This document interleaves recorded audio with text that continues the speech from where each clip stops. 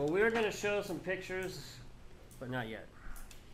We're going to talk about a little bit just about God's hand on our life, basically. How He's called us to ministry, which I think is real important, especially if you consider, where does God want you to be in this world? What's He want you to do? And I think the calling of God is a really huge thing. And most people, that's like number 2 or 3 on the list, it seems like. That so many people, they just, why are you doing what you're doing and live where you live? It's like, I don't know, it's just kind of where I am, And they just kind of go through life, and maybe they're good at electronics, so they end up doing electronics or what have you. And have they really said, God, where do you want me, and what's your calling on my life? So as we talk through a whole bunch of stuff, and hopefully not too long, that will hopefully be a theme that becomes more clear to you by the time we finish. And you're welcome to ask questions. Just raise your hand, ask questions, and I'll let Bonnie answer all the questions. Good. I have all the answers. So, neither Bonnie and I were raised in a Christian home. And they actually say, it's interesting, they say that if you're not raised in a Christian home, there's a better chance that you're going to be passionate for Jesus than if you are. I remember one of my professors in seminary saying that, and he was a personal friend of mine as well, and he says, so what do I do, not tell my kids about Jesus till they're 16?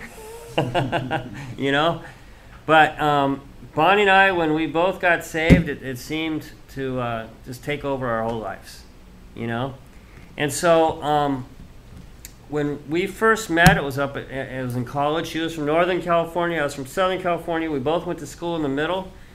And tell them about the first time you saw us. When I was in college, I went to a Bible college, and I wanted to be a missionary. So when I got back to, I went away and I went back to college, Cal Poly San Luis Obispo in the middle. And the very first Sunday I was there was this guy with really curly hair speaking about his mission trip. And I was like, oh my gosh, this is exciting. This is great because I'm hearing about missions. And so he was cute too. He had long curly hair back then. But I just figured I would be a single missionary school teacher because I was going into being a teacher, and I just didn't really think that, I don't know, about marriage in the mission field. So that's what I assumed, and we started dating, and our story continues. But we, loved missions just from the start. So. Well, and if you sense that God has a calling on your life to missions, then why would you marry somebody that doesn't have that call? It makes no sense. And really, when I look at marriage, the idea of marriage is that the 2 people become one. And as one, you're more powerful than you are as 2. And more powerful for what? To make more money? No, to serve the Lord, to glorify God. And so you do that by becoming one. So, Bonnie and I, because we both wanted to do missions, that was just one step. I also don't believe just because you love each other is a good enough reason to get married either. I'm supposed to love all of you, right? I'm not going to marry all of you. And so, but we saw God using us together in ways that was better than just using us as 2 single people. So, of course, 33 years ago, a week ago, we were married 33 years. And right away, missions became a part of our lives. We took the first year off of marriage, of external ministry to focus our ministry on each other for that first year of marriage, which I believe is a biblical principle out of Deuteronomy 24:5. And then after that, immediately after that, the pastor of our church said, we're doing a mission trip to northern United States, and we'd like you to help lead it. And so right away we started doing mission trips. We did one that year. The next year we did... Well, also his job was a construction job, and it was a construction company that went overseas and built homes for people. So I was a teacher, and I got to go on all the trips in the summers to Ecuador, Peru, Colombia. Mexico, yeah. Yeah. So that was our first 5 years before kids. of summer mission trips. If you have your Bible, turn to Matthew chapter 28. I'm sure a passage you're familiar with. These are some of Jesus' last words. And actually his even later words are Acts chapter 1, which are pretty, just equally as powerful. But in Matthew 28, verse 19, and we'll read 19 and 20, Jesus says, "Go therefore and make disciples of all the nations, baptizing them in the name of the Father and of the Son and of the Holy Spirit, teaching them to observe all things that I have commanded you, and lo, I am with you always, even to the end of the age." So what's the first word here? Go. Go, right? And so who's he talking to? Specifically, he's talking to the apostles here. But I think there's a fair argument that he's talking to all believers. And so he's saying, Ollie, go. Ruth, go. Bob, go. You know, it's to all of us. And so if Jesus is our Lord and he says to go, what are we supposed to say? We say, yes, sir. No, we say where. And then we say, where, sir? And when, sir? You know? I mean, it's like, and really that's what it is. And I believe, like I mentioned before, we all have a calling, and our job is to figure out, you know, God, tell me what that calling is. Where am I supposed to go? And there are so many different factors involved in that. And I think many of them are important, so we'll talk about some of those in a minute. But, you know, as we are called to God, I believe, first of all, if you're married, I believe it's best, not necessary, absolutely necessary, but it's best if your wife or your husband, either one, you both feel the same as that call. Now, there are times where maybe a husband senses a call and a wife is just willing, saying, you know what, I'm not sure I feel that call, but I'm willing to go. Now, if the wife just says, no way, I don't want to do it, you know, I will, but I'm going to hate every minute of it. I think a wise husband's going to say, you know what, let's slow down. I want to make sure we're on the same page together, because the worst thing is to go somewhere overseas. Your wife is so miserable. She hates life. You're going to hate life. You're probably not going to be very effective in ministry. And you end up just going home and wasting a lot of time and money. You know? It's crazy. So, can I say one thing? yes. On the idea, none of you guys have kids old enough, but if you had kids that were in high school, then to get a family census of going, we have friends in Mexico, and they were going to go to Acapulco. And so the oldest son, didn't want to go. So the father took him on a special trip, and they flew to Acapulco together.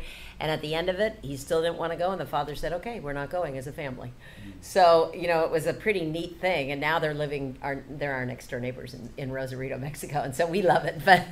But, you know, it was a family thing. And so I just think, you know, as he's talking husband and wife, if you have older kids, of course, if they're little, you're going to raise them on the mission field. But if you're bringing older kids, you know, and that may not apply to any of you, but maybe you're giving advice to people in the future. So I think the other thing that's real important, and this relates, I think, to Acts chapter 13. We won't read that, but if you want to look at that, where the church met together, they prayed, they fasted, and out of that meeting, the Holy Spirit set apart Paul and Barnabas to do ministry, to be missionaries, specifically.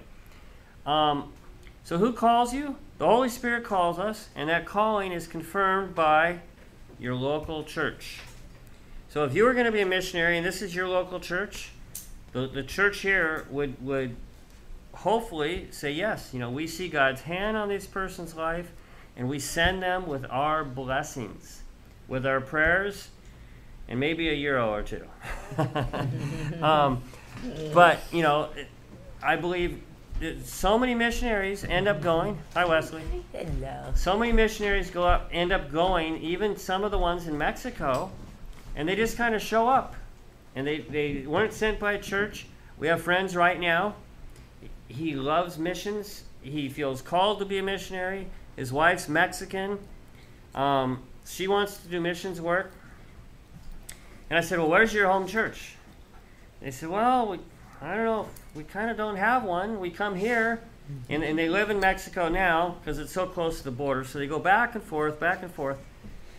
But as far as a church to send him, you know, it's just a little awkward. And I'm not sure, why don't they have a home church? I don't know.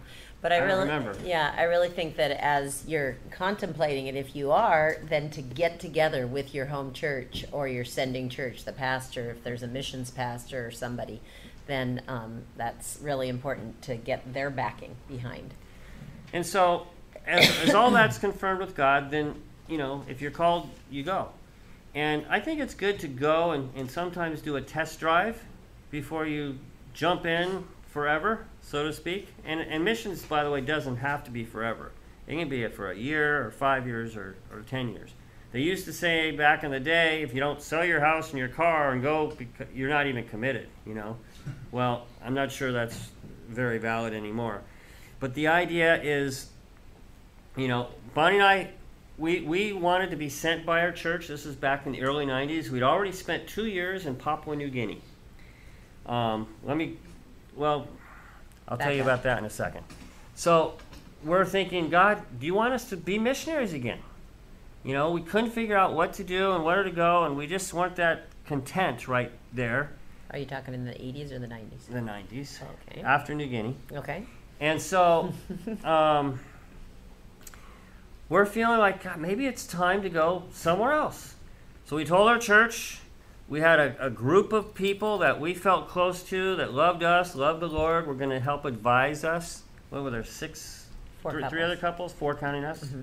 Okay, and so we met, we prayed, we looked at scriptures, we came up with guidelines, and you know what country we would go to, what work we would do in that country, what mission agency we would go with, all those things, and we ended up with Venezuela was our top choice. Said, well, let's go check out Venezuela and meet with the people over there and see what happens. So we did. We went there for a week, 10 days, and we were there like 3 days, and we both knew we weren't moving to Venezuela. You know, I mean, it was like, and we thought it was a cool place, but it just wasn't us. And everybody we talked to, it was just very clear to both of us that that wasn't it. But I don't know if they understand. So we had already been missionaries for 2 years in Papua New Guinea. So we kind of knew we wanted to do missions. We just didn't know where we should go. And it seems crazy that we didn't go back to Papua New Guinea, but we didn't. So we were trying to figure out the whole world. You know, where should we go? What should we do when we grow up? So it goes back to this idea of calling, okay? So we felt like we were being called back to overseas work. So we came back from Venezuela. We met with our group, kind of reported all back to them. And we said, okay, now where? You know, and we had like a second choice. But what we ended up saying was, Lord, if you want us to stay here, confirm that too. And it seemed like God was saying, stay for a while. You know, we didn't know how long. So I put my name out there at 2 different churches, and both of them offered me a job. And so now, just because a door opens doesn't mean that's God's will, all right? And even if 2 open doesn't mean it's God's will. And there's some people, they just live their whole life by doors opening and closing, you know? And that can be really dangerous, okay? I mean, God will work that way. I'm not saying he doesn't, but it can also be very dangerous, you know? All right, so going back a little bit, we were called to Papua New Guinea. How did we know? All right, well, again, when we got married, we knew we wanted to serve the Lord. And then Bonnie had to finish school to be an official teacher, because they don't want just, you know, rookie teachers going overseas. Just because you're in a foreign country doesn't mean you don't have to know how to teach. So she wanted to finish her education. Then while she's doing that, some guy speaks at church and got me all excited to go to graduate school, study the Bible more. And that took a few years. And in the meantime, I got a job working with teenagers at my church. It was awesome. Did that 4.5 years. The whole time we're thinking we want to be missionaries. By the way, my parents were never excited about it. They bought us a brand new, never lived in house in like this perfect little utopian neighborhood so we could raise kids and just be the all-American family, you know. Irvine. And you know that. And so, but we're like, you know, this is great. We're going to enjoy it while we have it, but, you know, if God's calling us, we're going, you know. And so we left for New Guinea. Why New Guinea? We were trying to figure out what can I do that's going to work well in another country. And we had gone, we were doing short-term trips. Every summer we were going somewhere. So in 81 we went to Colombia, South America. 82 we went to Ecuador and to Peru, same trip. In 84 we went back to Ecuador. 86 we ended up taking high school kids on these trips. When we went to Colombia, when we got back, we showed the kids our pictures, and then we talked about going the next year somewhere, and we weren't sure where, and then we figured out, oh, we're going to Ecuador. And the high school kids going, oh, can we come with you? We're thinking, oh, isn't that cute? They want to come with us. No, we really want to come. 8 of them came with us, you know, and it was awesome, you know. So we went for like a month, you know. It wasn't super short. It was like a month. And so we're trying to figure out, okay, we're going to go for a couple years at least. Where are we going to go? And I was a youth pastor, and we were going with Wycliffe Bible translators, and it turned out they needed a youth pastor in Papua New Guinea because there were so many missionaries. There were 220 teenagers from 17 different countries, all speaking English at the international school. Most of them missionary kids, some of them were business kids, and some were locals in the country. And they needed a youth pastor. Well, you could say, yeah, that was an open door, but we prayed about it. Did we care if it was Papua New Guinea or Nigeria or Finland? We didn't care, really. You know, we figured people are people. We'll have fun, you know, wherever it is. Some of you are thinking, oh, it's an island in the South Pacific. You can go surfing there, Jeff. No wonder that's why God called you there. We lived in the middle of the island, and it's the second biggest island in the world. So we were a long way from the beach. We lived at 5,100 feet, which is about a mile high. And I did end up surfing there, but that's not why we went. And I actually had a great time not surfing when I wasn't surfing. So, and God, you know, the doors were open, and God did some amazing things there. And the stories we could tell you about that are unbelievable. Revival. We saw revival take place among the youth where they were ministering, some to their own parents who were missionaries, and to the national people. And we saw in the last 6 months, and you know, the other thing about revival, it's not like a one-night thing or a week thing. It lasted till we left. It was still going on when we left, 6 months, you know. People were just on fire and sharing the Lord, and we saw over 500 Papua New Guineans get saved from missionary high school kids, you know. And I think for the 5 years before that, I don't know if one Papua New Guinean had gotten saved from a high school kid. Mm-hmm. So it was crazy. So we were there 2 years. A good question, if you were going to ask me a question right now, is why'd you go home? Anybody want to ask me that? Why'd you go home? Okay, we went for 2 years, and it was kind of like the end of our term, but we didn't have to go home. Nobody was saying, oh, time's up, see you later, don't come back.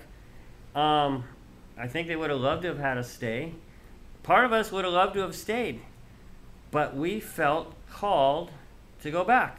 We weren't sure how long. We always thought, you know, we might be called to go back for a year or two, and then we'll come back to Papua New Guinea. We're not sure. You know, we just didn't know.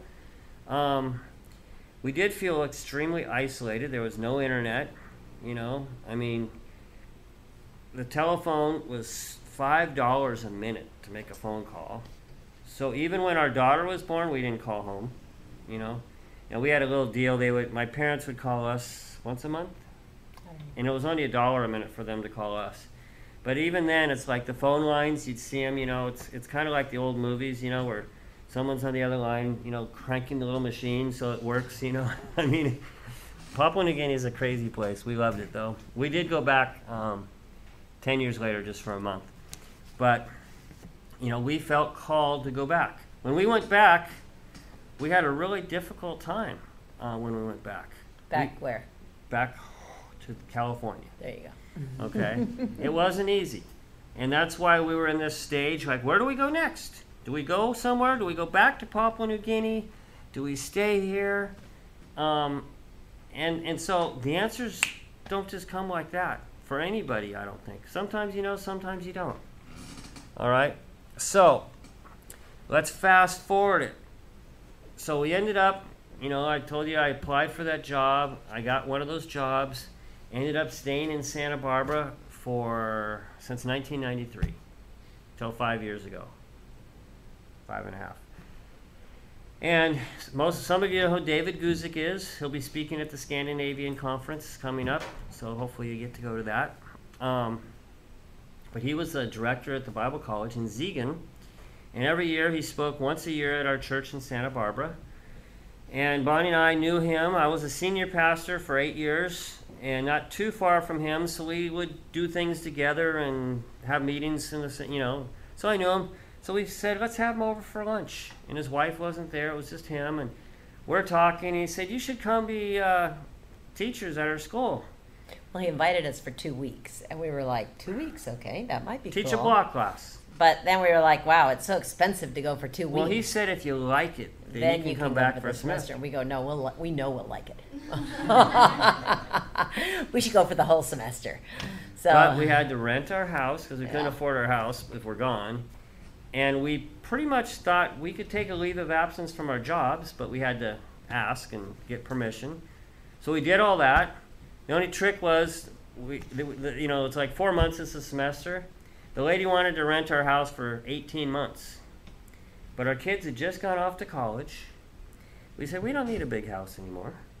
We'll just rent it for 18 months. When we come back, we'll just rent a little small house somewhere until our house is free, Because we really wanted to go. We just felt like, you know what? This is a good thing. And it was only one semester. And it's interesting because when you pack for one semester, you pack a lot differently when you pack for a life, And so everything's in kind of makeshift boxes and we're figuring out where to put things. But when we were halfway through the semester in Ziegen, we were like, we really like this. We want to stay. And so David said, sure, you can stay. We need you for the next semester. So we went home, we quit our jobs, and we were getting all ready to go back to Ziegen. And then he emails us and says, sorry, we have less students. We have more teachers than we planned. We don't need you. And we're like, we already quit our jobs. Now what do we do? But then he said, no, but there's places all over the world. And so I can write you letters of recommendation. So he recommended us, and which was kind of neat. We thought, well, I guess we could go somewhere else. I mean, we just love teaching Bible, and we love students, and we quit our jobs, and our house is rented, so let's just go for it. So we went to Spain, and that was interesting. It wasn't the best fit for us, so after Spain, we said, we got invited to stay a whole year, but we only stayed a semester. And so sometimes things opened and things closed, and that was just like a closed door. It didn't work for us there, and so after that, we were like, we really, really want to do this Bible college thing again. Let's go back to Germany for a minute. Okay. So how did we know? Yeah. Question. Where is in Spain? Which place in Spain? Mallorca. You have been, Rafael Manzeras. Rafael. Yeah. Rafael. Mm-hmm. Uh-huh. Yeah. You know him. Yes. That's the Bible college you worked with. Uh-huh. Yeah. And Jimmy Schwartz also. Yeah. Uh-huh. They're my friend. He just got married, Yes. Yeah. To Liz. To Liz, yes. I know. Right We were on. there when they were there. Yeah, before they were even How dating. months you have been there? We were just there for one semester, 5 months. Why you didn't continue? It just wasn't a good fit for us. It didn't work out, and so we wanted to, but at the start, but then so we decided we still like Bible college, so we went to Uganda, Africa, and we loved it there. So. And we kept kind of moving from place to place, and we still had things, our life was still in boxes, which it still is. I still don't know where my shoes are. Yeah, because we packed things in These just are the a only way. ones I got. Now, in just a way that we never really planned on continuing, And Uganda, we loved. We'll show you pictures of that. But that Bible college ended. It just closed the semester we were there, and so we couldn't go back there. So there was a Bible college open in Mexico. Let's go back to Germany, honey. Germany, go. We got to go back to Germany. Okay. So we're in Germany. We're here for one semester. How did we know this was it? Well, again, Bonnie and I both felt led of the Spirit the same direction, which I think is really key. this calling that God had put on our hearts even before we met to do mission work. Now, in the meantime, we've been doing lots of mission work, you know. We've been taking the people to Mexico every couple of months from our church. In Santa Barbara. Yeah, in Santa Barbara. We've been doing other mission trips to places like Ireland and wherever else we went, mainly Mexico. We tried to do a lot of trips closer to home because they were more affordable, you know. You didn't have to go, you could go for a weekend. And it's just a short mission trip, but it's a taste. You know, usually people start out doing smaller steps. And we looked at each other, you know, I was actually doing sales. I was working at a bank selling home loans, doing very well. And, you know, I'm sitting there at school seeing people's lives change in front of me. Tuka was one of my students. He kept sleeping in. How'd he do? He was sleeping in all my classes. Ah, Tuka. And you know, what I tell my students, though, I probably told you this the first day, I said, if you don't do well in my class, that's my fault, not yours. It means I'm not a good teacher. So when he was sleeping, hey, you know, what can I say? But look, he's awake now, so I must be getting better, huh? But the idea is that we're seeing, you know, I felt like we were doing something for eternity. Now, at my work, I had just led a guy to the Lord. We were meeting every week for Bible study. That was about 5.5 years ago. Now his wife's a Christian. His 2 boys are Christians. He's teaching a Bible study that I was leading. I'll go back this summer and join it for 5 weeks. They pray for us. They send us money every month, you know. I mean, God was still using us. It wasn't like, but I still had to work 40 or 50 hours a week, you know. And Bonnie, she loved her job and still loves her job, but there was almost this sense is like, we just can't go back. We have to keep serving the Lord, you know. And I'd been in full-time ministry enough. And it's almost this sense that what else can I do and really be excited about it, you know? Because I believe, again, we're all called. And maybe you're called to be a postman. Maybe you're called to be a cook. Maybe you're called, you know, it doesn't have to be a missionary or Bible teacher or a pastor. You know, we need people doing computers and everything and being a testimony and a witness, you know? I've loved just hearing the stories about people meeting people in this church, including some that met Wesley in language school, and now they come to church here. You know, Farbad's reading his Bible on the bus, and Hua sees them reading the Bible and says, wow, what are you reading? And they get talking, and now he's here and a Christian, you know. And I mean, just, we need people everywhere. If everybody's like Bob and me, and we're just sitting at home studying all the time, you know, I mean, we're all ministers. That's what the Bible says. Everyone's a minister. So just being faithful to that call. Okay, were you going to go on or shall I go? Well, then we went to Africa. So I think I was on that. And we just... You can go ahead and flip that on if you want. Do we want to show these slides right now? Yeah. Okay. So we just felt like God was totally moving in Africa. And our house was now being done rented. And we're like, what Not should yet. we... 18 months? No? No, I thought it after was. Africa. Okay, after Africa. So we were like, what should we do? Should we go home and move back in our house? No, we still like this life. And so we went to Mexico. And we've been there now. We're going on I thought we were going on our 4th year. We're going on our 5th year. Time flies when you're having fun. So we started teaching in a Bible college just about an hour from where we live in Rosarito. And we love the Bible college. We taught there 3 semesters. Are they going to put the slides on? Can you do the Uganda ones? This is Mexico, I think. Yeah. Yeah. Okay. Thanks. Do you want to say anything about these? Yeah. Just interesting thing is one of our friends from Uganda was chatting with Bonnie today. She actually wants to come visit us in Mexico for 2 months. Yeah. It's a long time. I said, wow. This is the church, though. Amazing, huh? So, okay, I'm going to try and go kind of quick because I want to show you some pictures. Do you want to sit out here, honey, so you can see better? Well, You I probably can can't see also that. commentate. All right, you can see I didn't have quite as much gray hair back then. This is about 4.5 years ago, but the church is right where the sign is, way upstairs there. And this is downtown Kampala, which is a crazy crowded city. I mean, I've never been in a crazier, crowded city. This is like morning, so there's nobody around hardly. Why don't you go on? Okay. That's the crazy. That's normal traffic, and you know there's no lines, and where there's space, there's people riding motorcycles, and where there's no motorcycles, there's bicycles, and when there's no If you bicycles, put your elbow out in the car, you'll get hit by another car. Oh my God. well, yeah, I mean, and these are called taxis, the little 15-passenger vans. We took them everywhere, and we loved it actually because we felt like we're living like the people, and we'd meet people. They speak English in Uganda. So we could talk to them, and so we talk to them and meet them, and then we ask them about Jesus, and they'd ask us, and by the time it was like, I don't know, 30 minutes, depending on traffic. Traffic was terrible. We'd usually end up praying with somebody on the bus, you know? It was so cool. All right, go on. A lot of Christians there. They say it's like 35% Christian. See the back of the bus? Glory to God.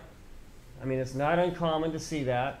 And you can kind of just get a feel here. I mean, crossing the street, because it's also like the UK, you know, so they drive on the other side of the road. So I'm not even sure which way to look, you know, when I cross. And you know, you can get run over really easily. All right, go on. We lived a little bit outside of town. And so, Have to watch for cats. yeah, you can actually see, I think that's Bonnie in the rearview mirror there on the side. But we weren't too far away from town, but yeah, there are cows. Next. So this is inside the church. I think they had 3 services on Sunday. It was really happening. There was a Mzungu who was the preacher. You know what a Mzungu is? Yeah. Okay. That's a white person. And then several Africans were pastors too. And, oh yeah, Mzungu, how are you? You know? And, yeah, it was kind of cool being a Mzungu. So anyhow, the church was great though. Awesome church. God was working great. Next. And this is kind of near where we lived. And these people in the back, these are their jobs. They break rocks, you know, kind of sad. But they had work, and they were working. So I was happy, you know, for them. It's better than begging. And it was, you know, it was beautiful where we lived, though. Green, and everything grew like crazy. And I think I'm wearing the same sandals. See, I told you I couldn't find any other shoes. Jeff, I am too. There you We go. don't change much. All right, next. So this wasn't anywhere near the capital, but people all over Uganda live like this, you know. So obviously not a lot of electricity in that house. Next. We just got together with the college students on occasion, so those are just some of my buddies. And yeah, great brothers. Some of them are pastoring churches now and doing great. Kind of cool to be with them all. Next. This is a class I taught and my students. And because you saw that street down below, it'd be kind of hot. So we want the window open, but then the traffic, and not only the cars, but just the horns and the yelling and stuff. So it was like really hard to hear. But it was fun. I had one class, go ahead to the next one. I had one class on Friday night at 5 o'clock in the afternoon until 8 o'clock, 3 hours on Genesis. Friday afternoon, and I'm thinking, who wants to take a class on Friday afternoon? I'm also thinking, who wants to teach one? But they were faithful, they came, you know, and it was kind of like our school in Mexico. Our school, nobody really moved to Uganda to go to Bible college. Well, one person did. There was one American student. But so almost all the classes were at night or on the weekend. So I taught Friday night and then 2 classes on Saturday. And that's what we do in Mexico. We have classes at night and on the weekends because people are working and they have a life, so they can do Bible college and still work. Worked out kind of cool. The girl on the far left, that's who wants to move in with us. I think, Far right. well, you're right, my left. in the blue. Okay? So, very happy people. Next. This is a baptism we did. And there's Bonnie's class. Can you tell which one came from the United States? Okay, next. Just another picture. Go on. All right, keep going. All right, we thought this was funny. My son was engaged to a girl named Sarah. And you see where it says Sarah's Hotel? And she was actually studying hotel management. Oh, really? And this was on the way when we'd walk to the bus. We'd walk right by this little thing. I don't even know what it was. But look at hotel open soon. Well, that wasn't actually the hotel, but there was just a little house there. There was really no hotel. You know, they were just hopeful that maybe they could make some money somehow. And we thought it was pretty funny. So we took a picture. Next. This little guy, he's holding up the tree. He's very strong. Next. Marabou heron. Okay, these birds were like this big. You can't tell because I'm not next to it. They were, and my daughter came to visit. She's like, man, I think they're going to fly and take me away. I mean, they're huge. I mean, the wingspan's much bigger than mine, you know. Is it standing on a car? It's standing like on a trash can. Like a trash can, I think. Okay. Yeah. But I was gonna say, if that's a car, that's a huge bird. yeah, it is ginormous. Go on. And the snails were big. Look at how big that snail is. That's Bonnie's hand, not mine, but still, it's huge. Go on. So, security is important in Africa. We lived in that. One of the pastors was back in the UK. His wife was having a baby, so we lived in his house while we were there. And so, you know, Mexico, they say, is people steal a lot in Mexico. But in Uganda, security is really important. So these dogs were for security. We had barbs on the windows. We had metal doors. We had lights on. We had a big wall with razor wire around it. And we had Francis. Francis was our guard. And he would sit there with his bow and arrow from sundown to sunup and protect us. And what's really cool, this has happened about a year ago. Francis sends me a Facebook message. But it doesn't say Francis, it says Bosco. I'm going, and I knew another guy named Bosco, so I'm going, Bosco, is that you from this other church? He goes, no, it's me, Francis, your old guard. You don't remember me. I said, yeah, I remember you. But I remember Francis, not Bosco. He goes, well, and we talked a lot about the Lord, and I let him read all these books and stuff. And he said, my real name is Bosco. I was never Francis, but I was kind of living a lie at the time, trying to get the job from the old pastor and all this stuff. And he goes, the only reason I went to church was to impress you, because I invited him to church. Speed it up? Yeah. Oh, you don't want to hear the story? I can't stop now.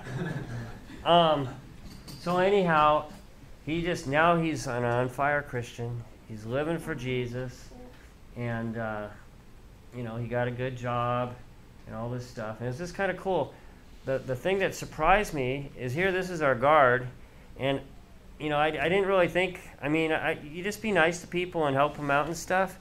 But I would have never said, like, he was part of our ministry there. But he was, you know. It was awesome to see the Lord even bearing fruit there. Okay. Oh, boy. This is how, if you don't take the taxi, you take a Boda Boda. And this is a Boda Boda. And so we had to ride on these sometimes. And Bonnie fell off once. Okay? He was stopping. It was a little muddy. Right in the mud, and you have to wear dresses there. Oh. So embarrassing. Okay. Go on. There we are on the Boda Boda. I'm falling off. I'm holding a guitar. Okay? I mean, and look at how muddy it is. This is water, people. You know? And look at, isn't it cool? Look at, here's the guy driving. Yeah. You know? Was he also taking the picture? I think, did you take the picture? No, he wasn't taking the picture. That's me. That I'm one. holding on to you. Okay, so I don't know who's taking a picture then. Anyhow, go on. Yeah. All right, so we did a mission trip here with a bunch of our Ugandan friends and to a very remote village. This is right near the Congo border. Go on. one night we were doing an outreach showing a movie, and it started raining like crazy. So we had to go inside. We went in this little room, and a lot of the people just came in the room with us, and there was one light, and we're like in this little room, probably maybe this size, with like 100 people, and just waiting for the rain. There's nothing to, you're just sitting there, and we got this one little light, and we're thinking, well, we came to share the gospel, and there are all these little kids in there. So Bonnie actually just, boom, starts telling a little story about Jesus right there. And this kid was, look at her, look at the big boy listening. It's awesome. I love that picture. Go on. Okay, this is a school we went to. And one reason I love this picture, see this guy's shirt? And see my shirt? We ended up, this guy's George, he was part of our team. But we ended up trading shirts. And so I still wear that shirt. A lot of times when I show the slides, I'm actually wearing the shirt. And then also, is Chief in this picture, huh? Do you see him? Mm-mm. That girl in the white ended up marrying another guy on our trip. We set him up. And we didn't set him up. But, like one of the things I love, and we'll talk about the singles thing, if you're looking for a husband or wife, don't look for a husband or wife. Look to the Lord, seek the Lord first. And I love it. People go on mission trips seeking the Lord, not a wife or a husband, and then they meet the man or woman that they're going to, because look at you, then you're equally yoked, you're both wanting to serve. It's awesome how that works out. All right, go on. So at the end of this trip, we planted a church. And there was a guy that graduated from the Bible college that lived in this town, Boira. And He just emailed me today. yeah, and actually, this is Chief here, and Chief ended up marrying Laura just a year ago, I think. Yeah, 1 year. Cool. So, pretty cool. All right, go on. This is a school. Real quick story. We went to this high school. One of the guys in our group actually went to this high school. And he got permission for us to speak to like a class of like 30 kids. And we get there, and we're on motorcycles because it's so muddy that the taxis couldn't make it. And so we're on motorcycles. And there's like 12 of us, so maybe like 6 motorcycles with 2 on each one. And we come riding in on the motorcycles, and it's recess or free time or whatever. And there's 700 people, and they all start like looking at us and clapping. I felt like a rock star, And they decided, the students were so excited we were there, they decided, you know what, we're just going to let the whole school listen to your story. So there were 700, look at them, they're all standing there listening, and about 50 people proclaim faith right there. It was so cool. Yeah. Next. And this was our kitchen where we lived we were there, 10 days or so? So that was our kitchen, and they were our cooks, and it was pretty awesome. A little different than the Finnish kitchen. They forgot to go to IKEA. But, the food was good. Matoke? You eating matoke? No? Oh, you're missing it. Okay, next. Was it spicy food? Did they? No. Not at all. No. Very, very. It's like rice and bland. potatoes, and this is posho. There's a little fish over there. Yeah. And the best meat I had was goat. The chicken they would overcook, and the beef was tough, and this is like a sweet potato, and then greens. Next. So then we went to Rwanda for 5 days. How long have you been in Uganda? We were there for like 4 months, 5 months. Yeah. But we went to Rwanda for 5 days Yeah. to visit these friends. So notice they have a mosquito net. We always slept in. And actually where we lived, it was 4,000 feet high. There were no mosquitoes, but the flies would just drive you crazy. So that way it keeps them away from your ears at night. Next. So Bonnie went to an AIDS place. You want to say something? Yeah, no, we just, these gals all had AIDS, and these were moms, and so we And their did kids. ministry, and we're teaching them, she's teaching them how to make beads, and so they would sell them. Next. Same place, I think. Yeah, those are some of the baskets they made too. Next. Okay, this is a little village back in Uganda. My daughter came to visit us. She's 25. And we just showed the Jesus film here, and it was awesome. Next. This is that same little village. It was a very, very poor place. Then this was a little follow-up Bible study we did. After the movie, like a week later. And this is Nehemiah. He actually lived in this village. So he kept it going after we left. Next. That's me preaching. Here's the question. Can you see the guy translating? Oh. Yeah. Think he's hiding, huh? He's very short. This is the other Bosco, by the way. Okay? And this was a Pentecostal church. They treat you like a king there. Next. And this is actually the kids at the church. Look at how cute they are. But I think the Mzungu is the cutest. Next. Oh, this is actually a video at another church. Can you play the video? Or no? I can. There might not be a whole lot of volume. You could hear the worship. This is worship, and they're all dancing, and man, it was. Anyhow, if it doesn't work, that's fine. Just go on. And all the boys sat on one side, and the girls on the other side. Yeah, I don't have the. Yeah, that's cool. Just do the next one. Okay. This was just a friend and her kids. Next. This was the house we lived in, and this was our house helper. She came with the house, just like the dogs did. And so she was sweet. Agnes? Yeah. So, anyhow, next. And that's where Bonnie bought a lot of our food. That's another Sarah. Next. And it's right on the equator. So we're on each side of the line. See the line down there? And yeah, next. And we have a lot of orphanages. So that's one of the little boys. Next. And the typical bath. You know, and yeah, you just get a bigger bucket for the bigger people. Next. And look at, I mean, hey, might as well have fun, right? That's the argument. Next. Okay, now they had to sit there until they produced. I guess that keeps less accidents, I don't know. But one guy's having a blast though, huh? Next. This was amazing. This was the first weekend at the church. This little girl, she's like 8 years old, and she has her little brother or sister, probably her sister, tied on her back. You know, it's like, wow, kids taking care of kids. Next. That was Samuel, and I got there at the orphanage, and he just put his arms up to me, and I never let him go the whole time I was there. Next. So cute.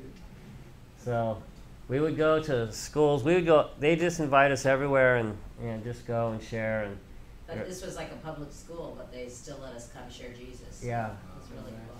Next. This is back in Rwanda. Next. Oh. And then yeah, this is the Nile River. Next. We did a 3-day trip with our daughter.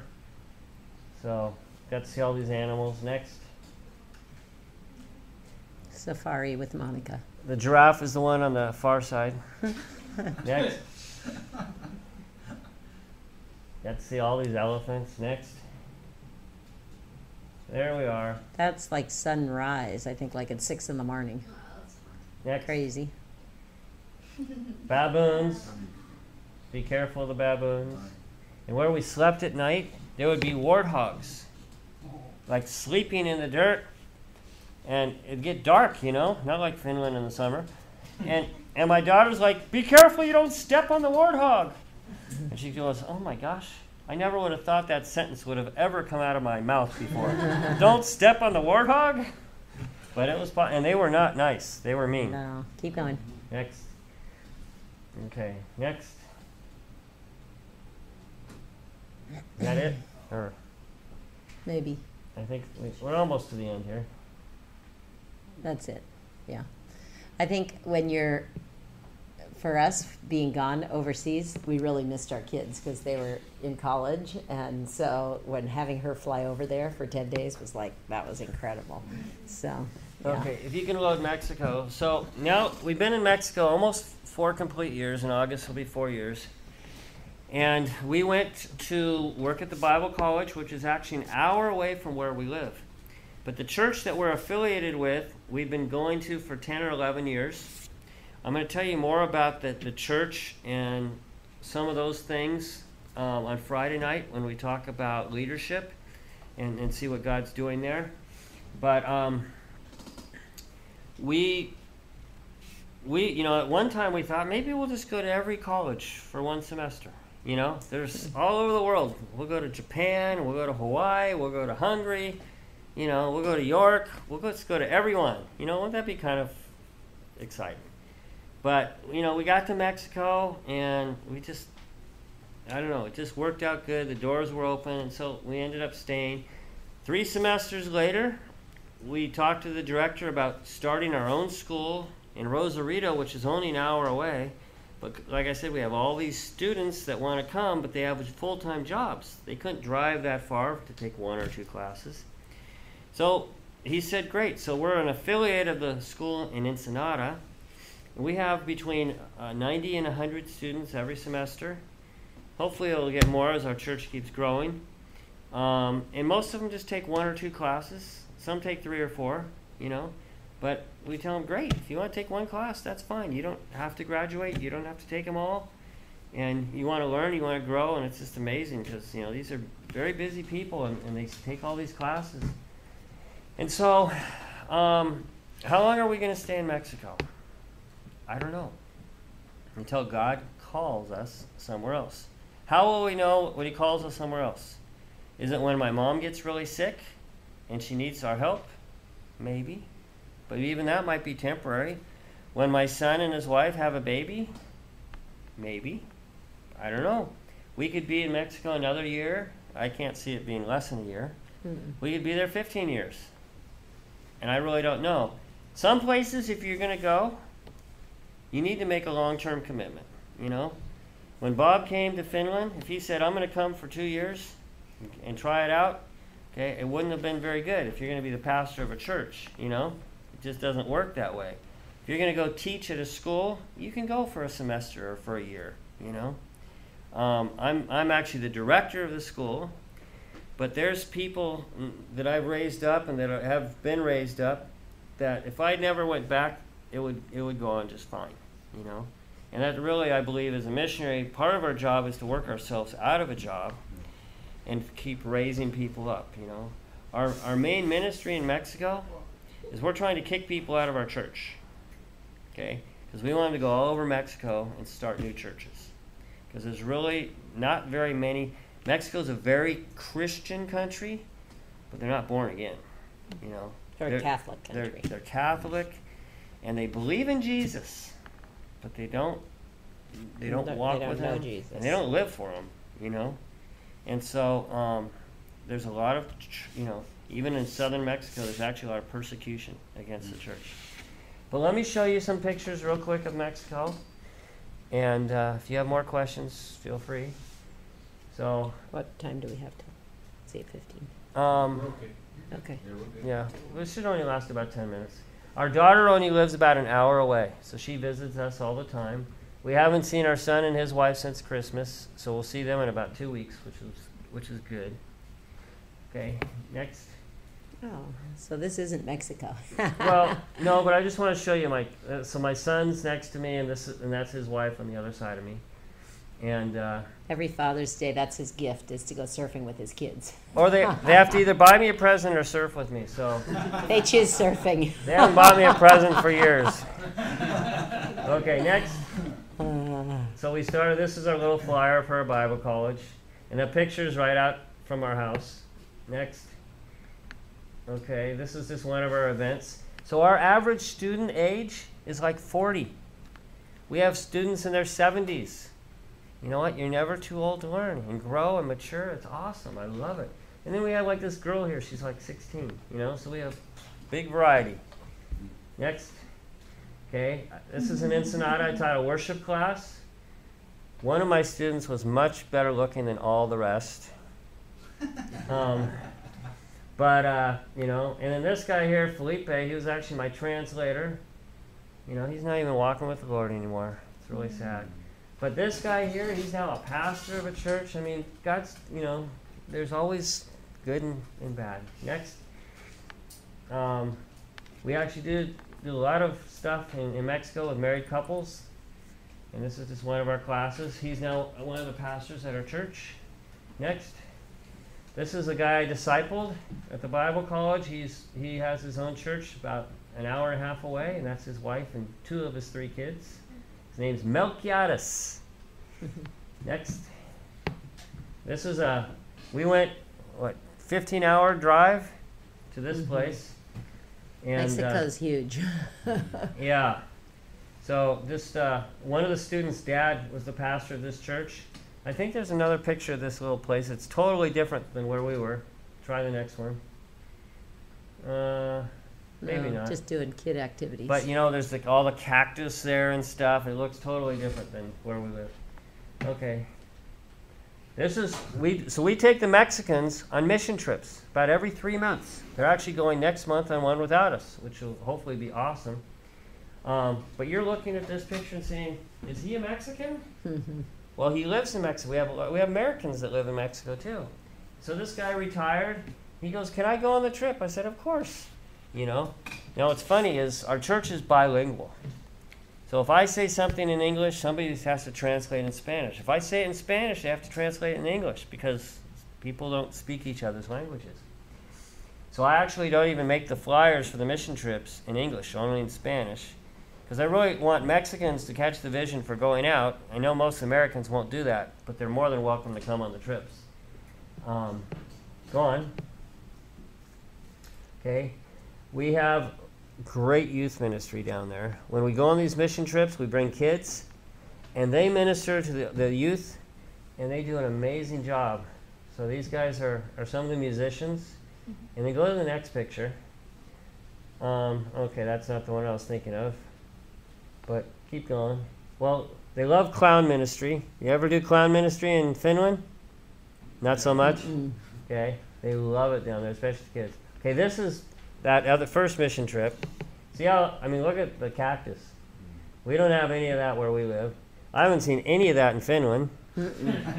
Okay? And by the way, Bonnie, she climbed to the very top of this thing. I got a little nervous, so I didn't go. He doesn't like heights. I love them. Yeah, she was going to jump. All right, next. Okay, and then we do these little... Have you heard of the gospel bracelets before? Okay. So, have you done them, Olivia? Yeah. Okay, so it's just, you've got 5 colors, and black stands for sin, and white stands for forgiveness, and all that. So, this is right after I moved there. I knew some Spanish, but not that much. So, I'm waiting for this guy to help translate for me, But there's a long line of kids. And And so all these Jeff's kids like, are waiting, and he's busy, and I'm like, okay, maybe I'll just try it. And it's like, I can do this. It was so cool, so you're telling the kids about Jesus and asking them questions, and a lot of times their mom or dad's there listening to, and they're praying with you. It was pretty cool. So I like the one-on-one. Next. Okay, so these are, I told you, the kids do the youth ministry on these mission trips. This night, 80 kids came. It was awesome. And this is the one I thought. So we went to this place, it's called San Felipe, St. Philip, and this church had no youth group. None. But we had, I don't know how many you could count. We probably had about 8 kids, teenagers, in our group. They said, we want to do a youth meeting. So we'll go find some kids. it's like having a youth group come here because we're the teenagers. Oh, but they went around and found. They found 8 other kids to come to the meeting, and they preached, they did worship, they did a testimony, they did skits, they did food, they did crafts, they did the whole thing Without us, without adults, us. and 3 of the kids got saved. And It was 3 pretty of them radical. asked Christ in their life. So, so what it does for our youth, it gets them on fire for Jesus because they're sharing their faith. Next. So Okay. these are some of our This youth, is another trip. These are all just different trips. and we just Go back real quick. So we also have some kids that they don't have dads. we've kind of adopted them, Jeff and I, and they call us mom and dad. So 3 of them are So there. this is one of my daughters. This is one of my daughters, and that's one of my daughters. They just So- call us mom and dad. We actually helped build a house for two of them. Oh no, this I have one 7 on the girls and 1 boy that in Mexico. Go on. Okay. So, Can you tell she's been to Sunday school? Next. All right, more clowns. Next. All right, there we are at the beach. Next. this is the house we built for this family. They Oh, were yeah. living in a trailer at the So- time, So they're our kids. They call me dad. and they have a mom. Just their dad And is I think in I have a prison. picture of the house. Yeah, I think it's coming up. There it is. That's the house. Yeah. Now, what you see behind it isn't their house. That's just- another that's just house. another house. So this is Right. the house. And it was kind of neat because we got lots of people to donate funds and then help build and, just to give them a home instead of. And it's on land that's there, so they don't have to move They ever. don't have to, yeah. So it's Next. pretty cool. We have an internship program at the church. It's really cool. And these are the guys. What's interesting is out of this group, only one guy. They all came from jail, and then they got kicked out of the United States. They're not allowed to ever go back. They're called deported. Okay, some murder, robbery, terrible crimes, but God has gotten a hold of them, changed their lives, and I love these guys. And a lot of them aren't interns anymore because it's only a 2-year program, and now we have new ones and stuff. Most of these guys are all married, except for one of them.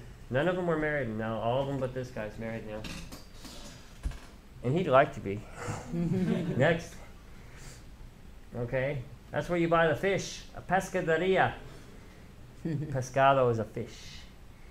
All right, and we ride our bikes all over Mexico. Next. These little planes, they fly on the beach. It's like $20 and you can go for a ride for 10 minutes. I've never done it. Bonnie says she wants to. I told her if you ever do that, you have to tell me who I can marry if you die. But this is right in front of our house, and yeah, it's crazy. But I guess they're pretty safe apparently. Next. Hi. Okay, here's my little favorite saying for this picture. If you want to shine for Jesus, you have to swallow the sun. Next. Yeah, we need the Brazilians here. This statue is taller than the one in Brazil. It doesn't look tall from there because I'm taking it from down low. Anyhow, There's you some of this. remember seeing it, Wesley? Yeah, we've seen it. Yeah. Mhm. They have honeymoon memories of this place. Next. Okay, this is the restaurant with some of our friends. Actually, this couple, unfortunately, is probably headed for divorce. They're not doing well at all. Next. There's 2 of my daughters, Emma and Brenda. Next. And this girl came from Germany for 10 weeks. When did she come? Oh, Nina. Nina? Yeah. Uh-huh. Yeah, she came last year for 10 weeks and she was our intern. I think it was 2 years So ago she now, honey, worked. wasn't it? 2 years ago coming up, yeah. Yeah, a year and a half. So, and she lived with Lupita. And she lived with Lupita, yeah. So it was Lupita great. speaks, a lot of the Mexicans, especially near the border, speak some English. Yeah, so it was a good cultural experience for her. So you could come to Mexico. We'd let you come. Be our And then intern. we'll go to Africa and show pictures. Yeah, look at these people want to move in with us. Next. All right. This is Bonnie's Bible study. She focuses on English-speaking ladies for her weekly Bible study. Next. And we go sharing our faith. So we're passing out tracts and walking around. That was Easter like 2 years ago, I Yeah. think. 2 or 3. Anyhow, next. Is that like a public? That's our church. That's your- Yeah. That was the street. We That closed was the in street. the middle of the street in front of the church. Yeah. Yeah. Because our And sanctuary only held 220 when we people. got to the church 5 years ago, there was maybe 600 adults, 400 to 500. 400 to 500, and now we have over 1,000. So Every in week. 5 years, so it's kind of amazing. Yeah, Next. Okay. this That's was just a mission trip. yeah, it's just part of our church. Upstairs is where our interns used to live. But we moved to a newer building. I Yeah. think the next picture might be the new building. Oh yeah. So that's it. I know you don't have any graffiti in Finland. But can you see this wall, all the graffiti on the wall? Yeah, we've Okay. since But painted we painted it, and we and put the church name, and I think people respect that it's a church. they So there's done hardly any graffiti. graffiti now. And so we've turned this big building into a church. Go to the next one, I think. So this is like the sanctuary. And go to one more picture. And we built classrooms, and we did 2 stories and all. That was all last summer. Hello. So, hi. Welcome. And I did not put a picture of it full of people, but it's full of people. Go on to the next one. And that's it. So we had a great time. And we still are. And we're having a great time with you too. Mm-hmm. So, and you need to look at the sunset because the sun never sets in Finland, so you need to see what one looks like. All right, you can turn it off, It Aaron. either never rises or it never sets. Yeah. No in-betweens. All right, so you know, the reality is we're still listening to the Lord. We listen to our home church. You know, if our home church wanted us to go somewhere else and do something else, we would. We'd be happy to. We're open. But usually whenever we ask them about stuff like that, they say, well, what's the Lord telling you? You know, which is a pretty good answer. And, you know, if we told them, like there's a Bible college in Maui, Hawaii, and if we told them the Lord's sending us there, I mean, and if we'd said it seriously, they'd probably say it was fine. But, you know, the church gives us a little bit of money, and then friends support us, you know, so we can live. And I don't think many of our friends would keep sending us money to live in Hawaii. So we're thinking, though, it'd be fun to teach here one semester when we don't need support, when we get beyond that place. Yeah. Which may be in like 6 years or something. But yeah, it's pretty cool. And we love serving Jesus, and some people, they think Mexico's, you know, a terrible place, and I wouldn't want to live there, and I don't even want to visit there for the weekend. Some people even take their honeymoons there. Well, yeah, and other people think, you know, and we would rather live there than in Santa Barbara, where we're from. It's just great. We love the ministry and the people and the food and all of it. So I don't know, any questions, other questions come to your minds or thoughts or? Yeah, I have a question. Because you've been to, I have a couple, but you know, you've been to many different countries, many different cultures, whether it's the team you're working with or the people you're ministering to. What's kind of, you know, going from Germany to Uganda and from there, like, or Germany, Spain to Uganda, and then, you know, Santa Barbara, then to Mexico. What are like some of the key, what do you have to tell yourself when you go to a different culture? What helps you like really be able to minister to people and like, so that what are the principles that help you in Germany and help you in Mexico and help you in Uganda? Okay. Even though they're so different. Yeah. Well, it's interesting because the language was no big barrier in Uganda. Was English. In Spain, we were with all English people, even though Spanish was the national language. Everybody at the Bible College spoke English. And then in Germany, we didn't have to learn German, you know. So in Mexico, we're only 30 minutes south of San Diego, and it's a whole new language. So that's totally different, you know, just the whole language. So it was very easy culturally to go into those 3 places because we spoke English. But we did need to really understand what the people were like. And each culture is so different, you know. You have to understand them, you know. And just even little things like being on time. In Germany, they're always on time. In Mexico, they're always late. You know, you plan a birthday party and you go 45 minutes late and you're early. Oh, you can go 3 hours late. And it's you're fine. Sure, Totally come on fine. in, you know. So yeah, just knowing the people and the culture, I mean, that just takes a little getting used to, you know. Well, you need to be observant. Yeah. But I think, Tuka, for me, there's two key things. And I think I realized this when I went from Germany to Austria just to speak at a little conference at the very end of the Bible College. I'm thinking, I've never been to Austria. I guess it's a little like Germany, but I don't know these people. And I was teaching like 8 times. And I thought, what do I say? And I didn't know what to say, so I said, I'll teach them the Word of God, which is like the best thing to do, you know? It's like, what if I thought I had some better idea? What better idea is there than the Bible, you know? And so the two key things I think, I don't care where you go, is you love the people and you teach them the Word of God, you know? Now you got to learn how that works and all that, you know? In Mexico, you're walking down the street, you pretty much say hi to everybody, you know? And they say hi to you. And they can look tough and mean and stuff, and you say hi, and they'll have a big smile, and they'll say hi. They're just nice people, you know? And in Africa, the same way. In Finland and in Sweden, a lot of people, they won't even look at you in the eye. You know, we're no experts here, obviously. You can tell us tons of things. But, you know, so we're trying not to say hi to everybody. Maybe every other person, you know, and people are like, God, those people are weird, you know. But I think if you just, you know, do your best to genuinely love and care for people, because the reality is we loved it in Germany, we loved it in Papua New Guinea, we loved it in Uganda, we love it in Mexico, we actually love it in Santa Barbara, you know. So people are kind of people, and obviously, yeah, there's differences and things, but those are two things that I think are really key. You have anything else you want to say? No?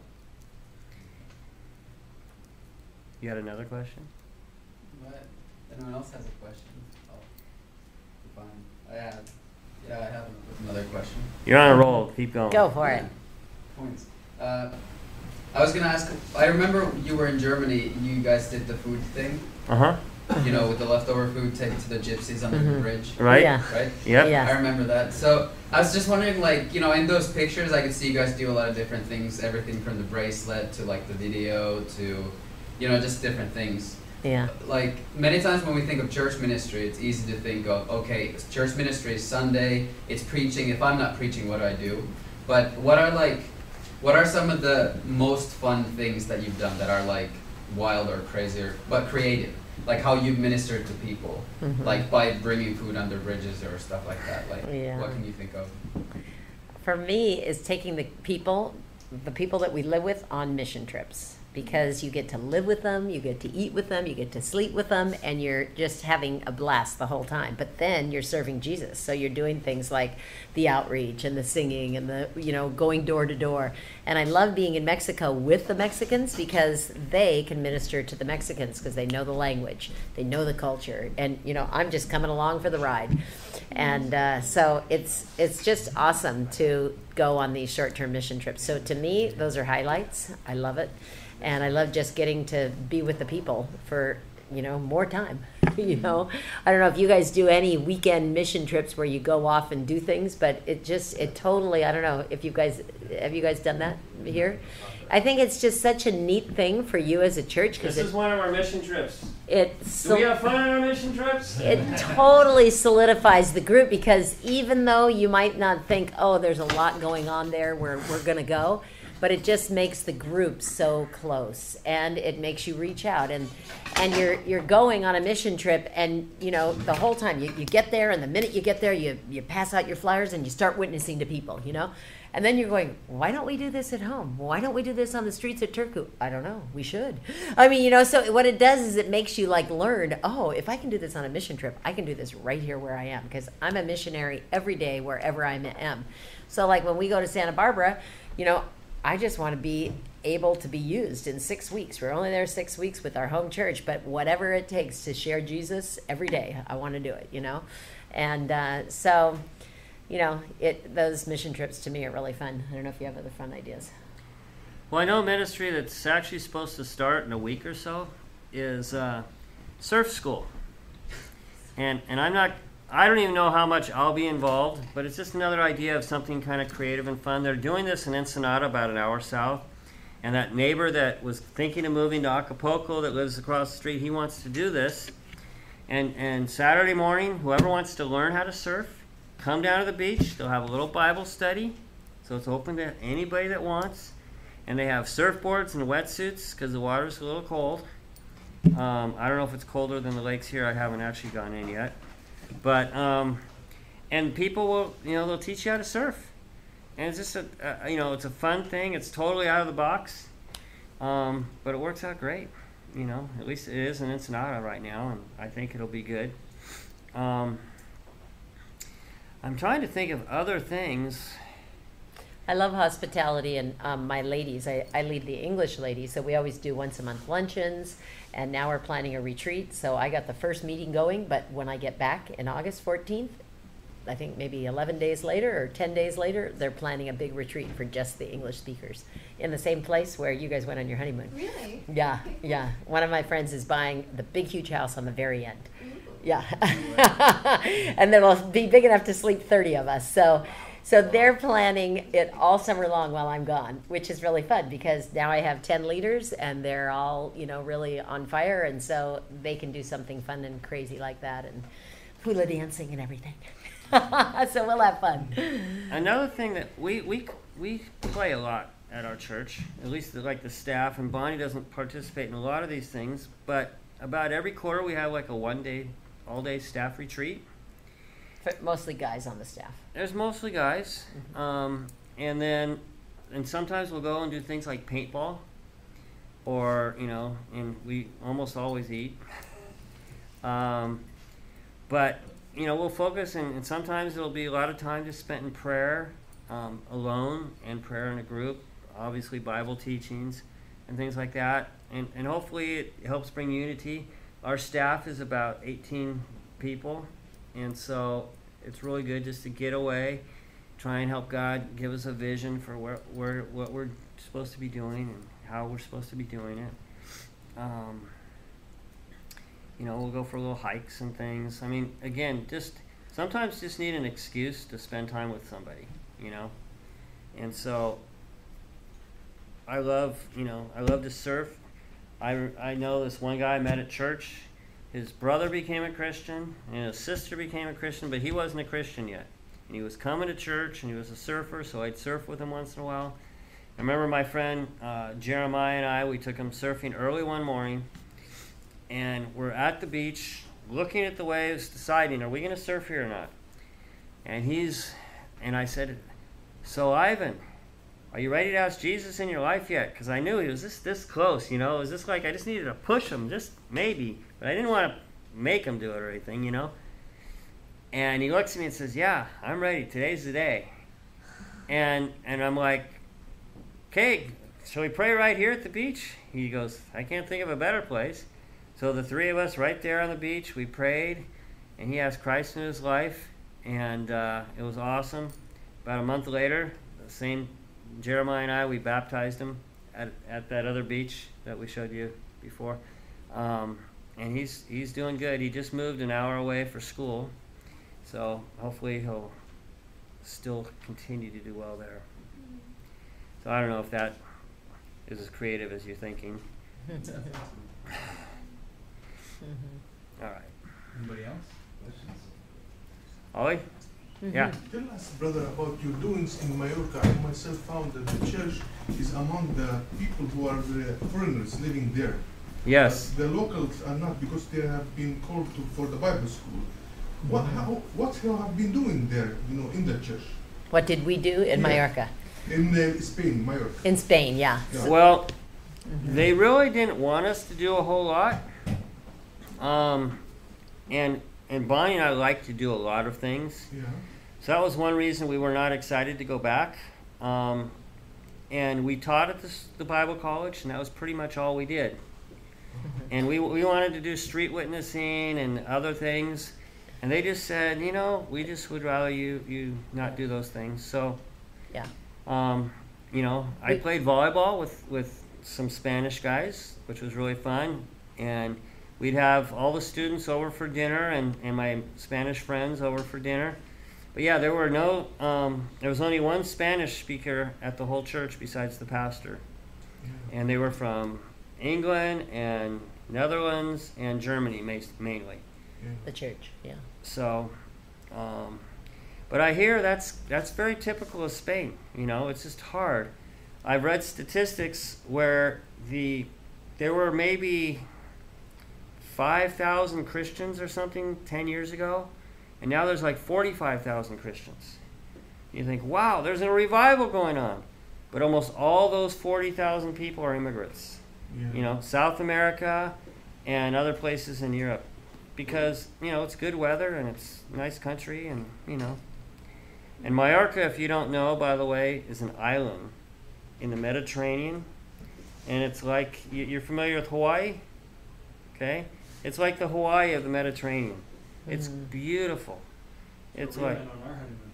you went to Mallorca? It's beautiful. Yeah, it's gorgeous. You know? And it was summer when you went. Yeah, the water is warm, it's clear, and it's like, oh my gosh, this place is amazing. You know? Yeah. But there are a lot of people living on that. On that island? Yeah. Yes. I think maybe, I don't remember. Like original Spanish, like Spanish people living on the island. yeah, it's very, but what happens? There's so many tourists that in the winter, it's like the rapture happened. Even Yeah. McDonald's closes in the winter. All the shops closed down. Everything's closed. We lived in this big apartment complex, and there were, I don't know, 200 rooms. And by time, you know, We left in December. It was like, by November 1st, there's only like 5 of them occupied. yeah. Everybody goes home. So if you're, you know, there's obviously people that live there full time, but all the beach areas, a lot of tourists. And so, but I think at least 500,000 or more people live on the island. The capital is Palma. It's pretty big. Yeah. You got a question? No? Just being a good listener? Yeah. No, Ollie behind Ollie. you. All right. Bob, you got a question? Well, yeah, it's kind of backtracking, but I mean, maybe you could just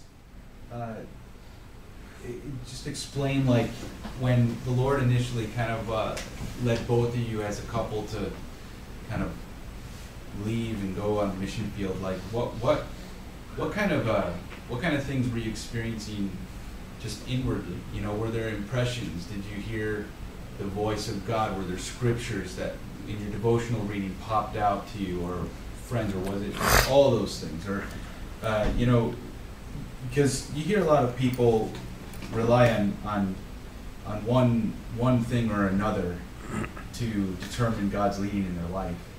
But what would you say about that? What was it that really kind of solidified your call as a couple to go out on the mission field and be missionaries?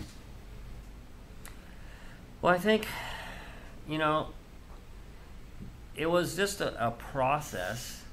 And again, we felt that calling before we even got married. And so it was just like, okay, how much preparation do we need to do before we actually get overseas, you know?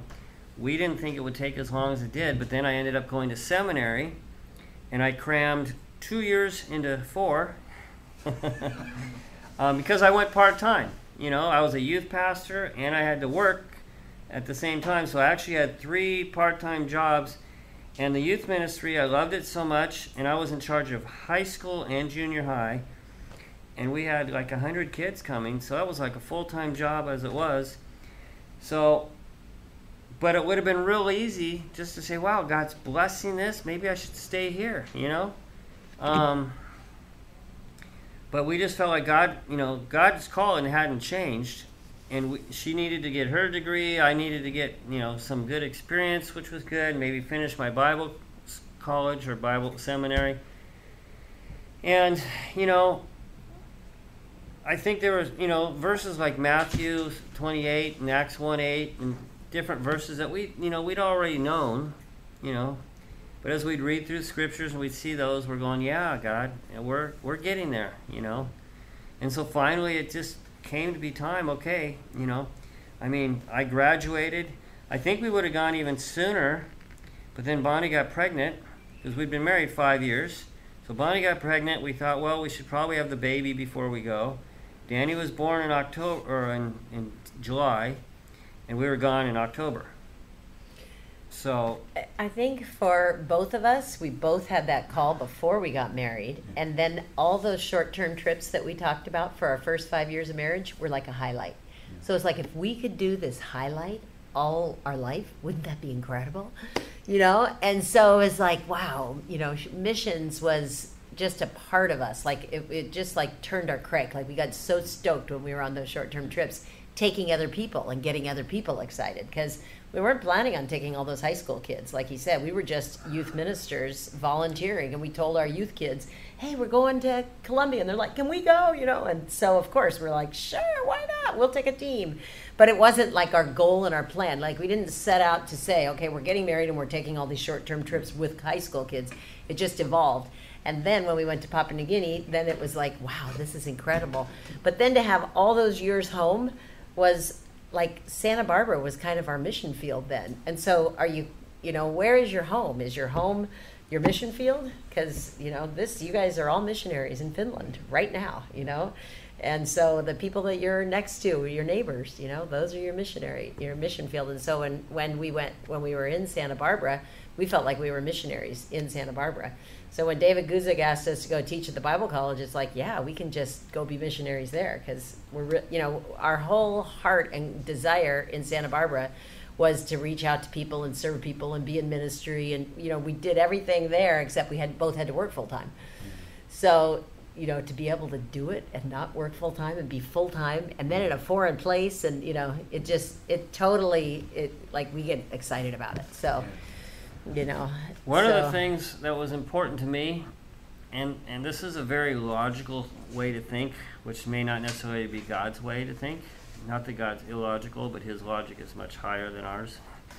One reason, I think probably the main reason we didn't go back to Papua New Guinea, is there is such a high percentage of Christians there. And we would love to go visit Uganda. I don't know if we would go there to live, just because, you know, there's a website you can look at for any country in the world. It's called operationworld.org, and find out all kinds of spiritual input about a country, and it's pretty accurate information, and they update it all the time. But we didn't want to go to a country that's saturated with the gospel already, and people can hear about Jesus on every street corner and on every TV show and radio program.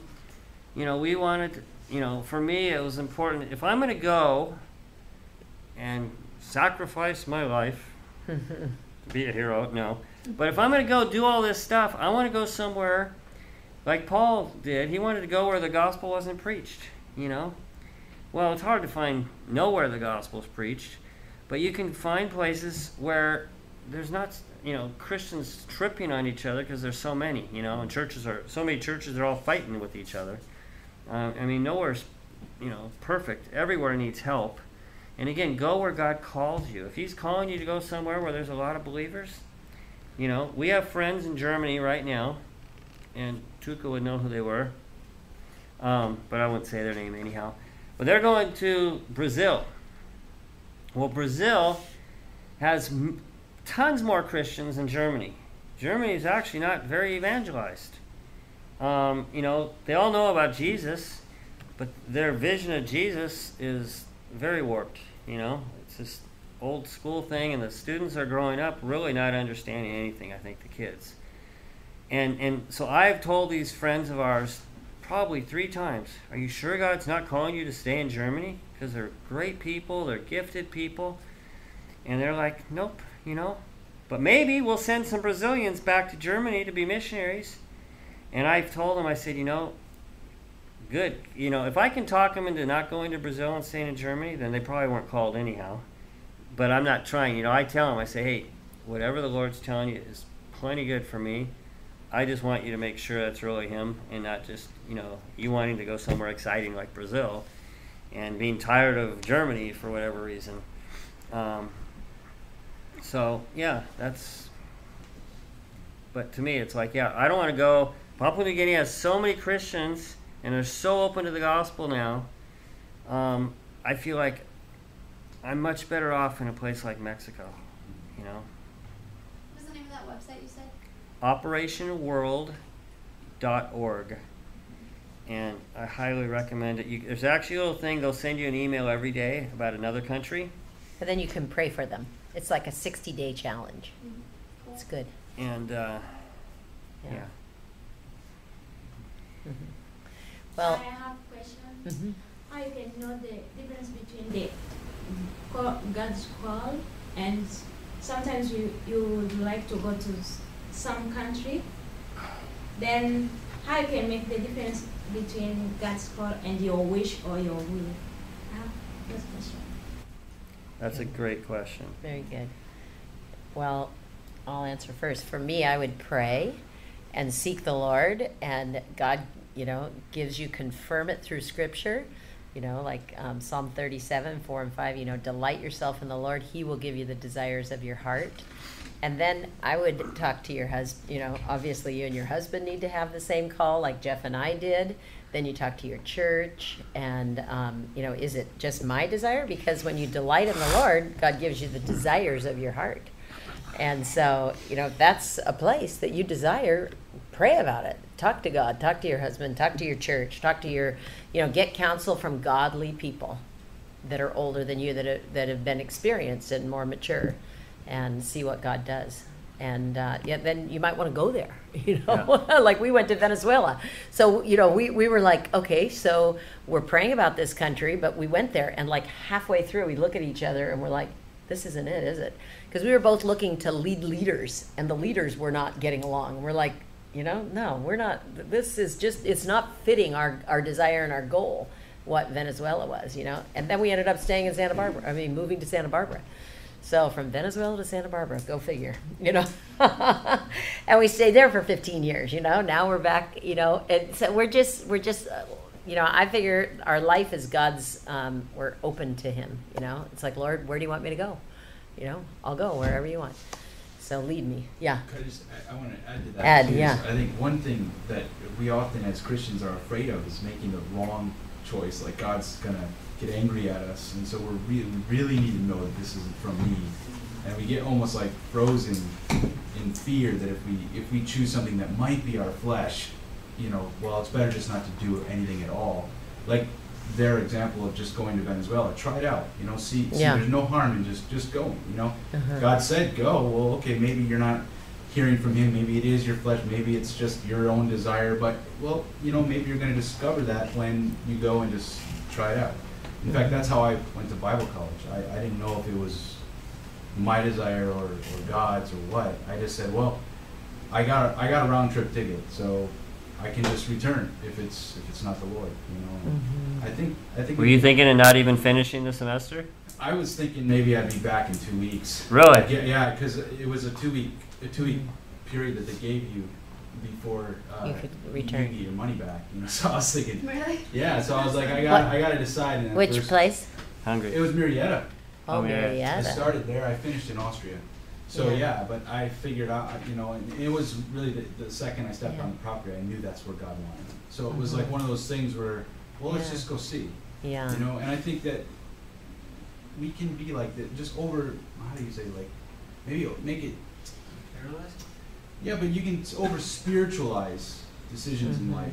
Like, it all has to be like a golden brick from the streets of heaven. You have to hit you in the head to know that this is God's will, And, I think God is He leads us, as we go for Him, And if you have that in your heart, then that could be just God's Spirit putting it in your heart. So, then you got to go for it, you and your husband, then the church, then go there and try it, see how it works. And some other things I'd recommend. I think Bonnie's steps were very good.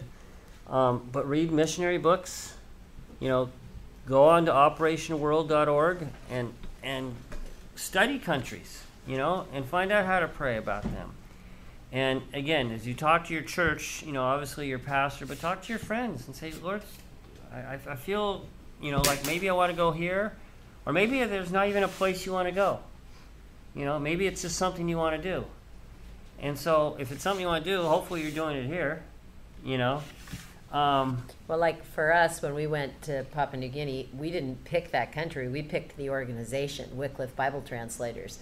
And then there was a need for a youth pastor, and he was a youth pastor. And so we figured, okay, it's in Papua New Guinea. That's the only place they needed one. Yeah, they all, we loved the organization, so we picked that. So we went about it differently than now. We really like Calvary Chapel, and we really like Bible College. So we're picking you know, the countries just kind of came too. So, anyways, good question. What I do for my missions class is I ask everyone, even if they don't want to be a missionary, I said, I'm going to ask you to pick a place that you think God might want you to be a missionary. And then you need to do some research on that place and write a paper on it. I want you to pick up something you'll do when you get there. You know, maybe you're a nurse, maybe you're a teacher, maybe you want to be a pastor, maybe you're a doctor, I don't know. You know, maybe you're a computer programmer. What do you think you could do when you get there? And then a lot of times I'll ask them to pick a mission organization besides Calvary Chapel. Now, I love Calvary Chapel, but I just want people to know there's other options out there. And like when we lived in Papua New Guinea, you could be almost anything, any job. I mean, I could ask you all what your job is here, and they probably had people, that's what they did, you know. They had airplane pilots, airplane mechanics, auto mechanics, secretaries, accountants, you know. School teachers, bus drivers. I mean, some people, that's what they did full time, you know, is just those kinds of jobs. And because somebody's got to do them, you know. And so you all fit together and you keep the missionaries that are out there translating the Bible, because that's what Wycliffe does mainly, is translate the Bible. And so I was a youth pastor, you know. That doesn't really sound, you know, I wasn't working with the Papua New Guineans. I really wasn't even supposed to work with the Papua New Guineans. But the kids could work with the Papua New Guineans. And so it worked out even better, because instead of me trying to do it, they got excited and they did it. And they did a great job. But, you know, so there's a whole world out there. But there's a great world here too. And I encourage you, as long as God calls you to stay here, serve the Lord with your whole heart right here. And if he calls you somewhere else, serve the Lord with the whole heart wherever you go. You know? But I think it would be awesome to do just local ministry, you know, weekend finish trips, you know, where you just go to different places and, you know, well, help it's a little out. harder, because one of the things we like to do, I mean, I like the idea, but in Mexico, we don't ever go somewhere where there isn't a church. Yeah, that's true. We don't want to do outreach and see people get saved necessarily and have nowhere to feed them, you know, and just leave babies. And so I'm not sure that works quite the same here. Yeah. Even though I like your idea. Yep. Yep, good point. So, but if there's a church you can work with, you know, then We could just do weekend outreach in other cities and kidnap them and bring them back to Turku. Yeah. And then Need a van, but we could do that. That's good. yeah, with bars on the windows. All right. Well, thanks you guys. Thank you. Thanks for listening. We rambled for a long time. Well, thanks for sharing. Yeah. Shall we pray together?